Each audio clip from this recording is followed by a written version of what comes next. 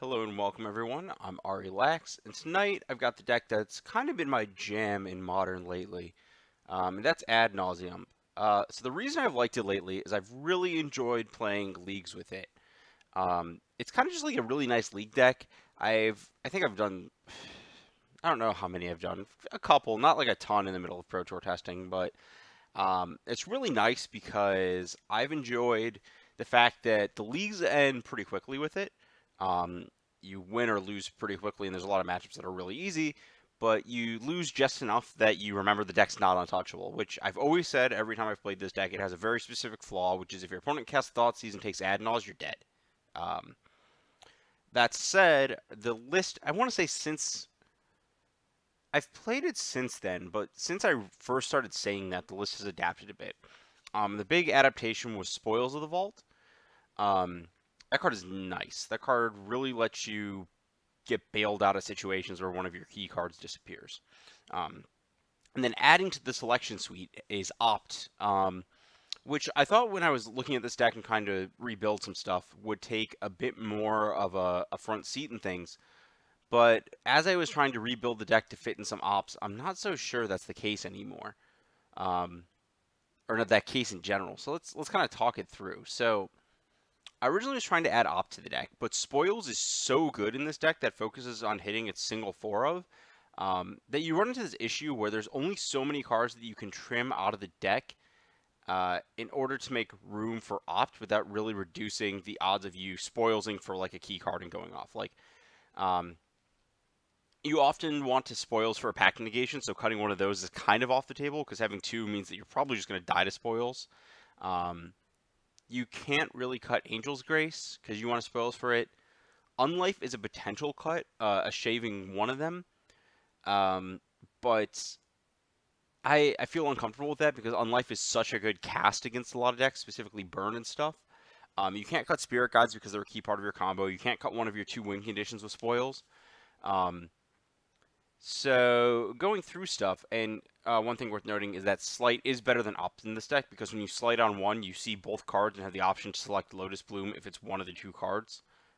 Always, like if you like, the more chances, like yeah, I guess like if you could always just operate under the rule of Opt, and then if you don't see Bloom, you just ship it. But that's not a really good rule to operate on. Like if you opt into like a land and you're like, I need some more mana, but what if I hit a bloom and then like the next card's just not a land, you feel dumb. When you slight in that spot, you just have perfect information. You could cut a spoils, but I think that card is better than opt in this deck. So the cards I ended up shaving for a couple opt were a Pentad Prism and a land, which I think might put me a little short on mana, but I'm willing to play and see. Um, yeah. And then in addition to that, the lands took a little reconfiguring. I tried to make sure as many of my lands as possible made blue, and I shaved on gemstone mines because if you're opting, you're more likely to want to expend mana over multiple turns with the deck.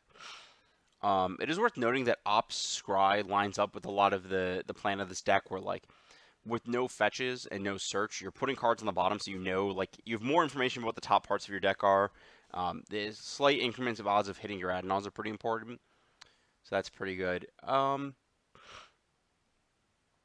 Yeah, I don't want to go too deep on Opt. I want to try it out, and if I need to add mana, you can shave like Unlife or stuff. Anyways, the main deck's pretty locked in, I think. Like I said, maybe you could shave a spoils. But moving to the sideboard, this is like kind of a mix of stuff I've liked and edited. So you'll see a lot of Godheads of all. I have not been a huge fan of that card.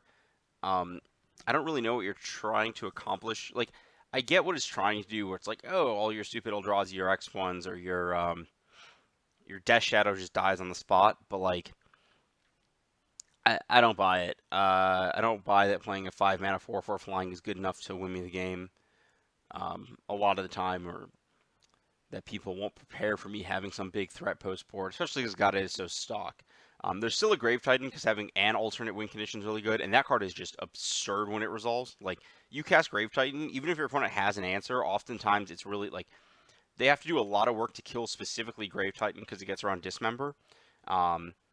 And, like, the amount that it just cascades out of control immediately is huge. Whereas Godhead, they might have a couple draw steps to get out of whatever predicament they're in. That last pact is really important. The Hurgle's recalls are fine against Affinity. The matchup's pretty bad. I think you need them. E-Truth is needed as kind of a flex slot. Thoughtseize I've liked a fair amount in the control and combo matchups. I've seen some lists with Collective Brutality, but I think that the primary thing that I would want Brutality for, which is A, like killing collected company creatures, and B, Burn, like Burn's a buy. Like, you are not going to lose to Burn with this deck. If you do something went horrifically wrong in the match, which can happen, but it's really horrifically wrong. Which really just leaves Company, which is already a good matchup. So I'd rather just have the harder hitting Thoughtseize against the matchups like the Mirror or whatever. Like, I guess Thoughtseized, that's a bad example because, well, it costs 1 versus 2. I'm trying to think of, like, the perfect example for Thoughtseize being great. Like, it's just a better card than Brutality. Like, I don't think there's any arguing with that. And I think that having that flexibility against the 8 million nonsense combo decks of Modern or whatever is just really important. So I'm going to play the more powerful Thoughtseize. Also, you're not going to convince me to not play Thoughtseize. Slaughter Pact is great. Killing Creatures is great. Leyline is unbelievable in this deck. Because of the way your mana rocks line up, you end up in a spot where you're capable of using less cards to produce all the mana you need. So being down a card to Leyline is not as critical to this deck as it is other decks, but getting Thoughtseize is so problematic for this deck that you need Leyline. It just gives you a lot of free wins against random decks post-board. The Supreme Verdict is a card I'm just trying out. I'm not sure how good it is or isn't. I like the idea of the effect. It's probably pretty good in this deck because just like having a way to slow up the game in certain matchups is pretty nice. Infect, for example, though I think Infect's kind of a lost cause. And I didn't want to devote enough Darknesses in the sideboard to be able to so if you play 3, I guess Darkness or Ethereal Haze, I probably would go with Haze based on what the plan is. But the thing is, I think if you're going to play Ethereal Haze or Holy Day or whatever of that effect you want to play, you need to play enough that you can spoils for it without just guaranteeing a death, because you ideally want to use it against infect strategies where you actually have a lot of life to work with on spoils, and you can use spoils to convert to an extra turn in the way that like Angel's Grace and Phyrexian Unlife don't work against infect. But I didn't want to put 3 in the sideboard, though there's probably like 2-ish negotiable slots on the board right now. So the Verdict's a negotiable slot, and the Grafdigger's Cage is negotiable. I'm not too concerned about Dredge, even with the Driven to Despair stuff. I don't think there's a lot of Dredge anyways. Cage is like a fine catch-all against like random stuff as Elves, so I'm fine having 1 as just like a put it in my deck and see what happens. But I could see cutting it if I could think of something better to put in. And then I kind of like the Boseiju, specifically because I'm trimming lands on Opt. So boarding up a land, I think, has real value in certain matchups here. One thing I'd like to note about post-board matchups with this deck is that I do like cutting a Pentad Prism does kind of pre-board your deck against Stony Silence, which is nice. Yeah. Though cutting mana and having to cut Dreadship Reef effects is kind of awkward, which is why I left the Dreadship Reef in. Again, a way to produce more mana with a single card. Yeah, I mean, the combo is kind of what it always has been. You know, can't lose your life, cast Ad Nauseam, draw a bunch of cards, aka your whole deck, and then the split wing conditions.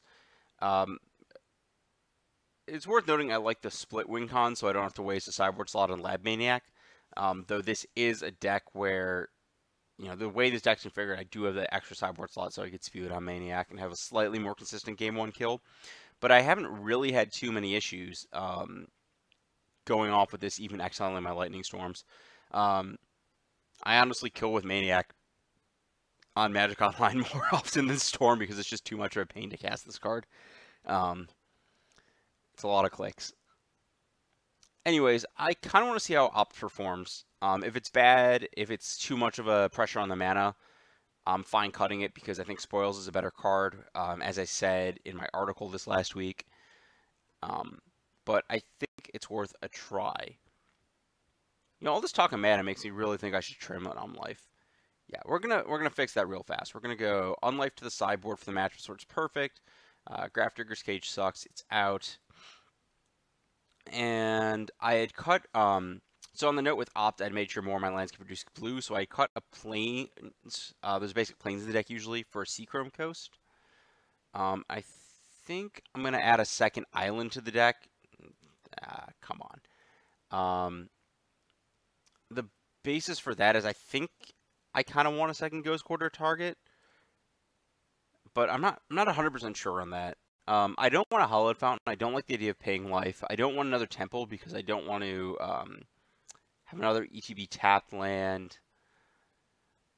I don't want another. I don't want a Gemstone. I don't want a City. I think City's a lot of damage in multiples.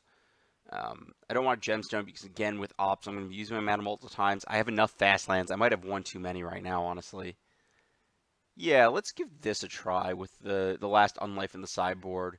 And I generally don't like to spoils for it versus Angel's Grace just because, like, it's the way the mana lines up. It's not like I don't like to. It's just that you can't really do so. Yeah, let's try this list. That makes me a little more comfortable. Anyways, time to showcase some of the fun combo deck stuff.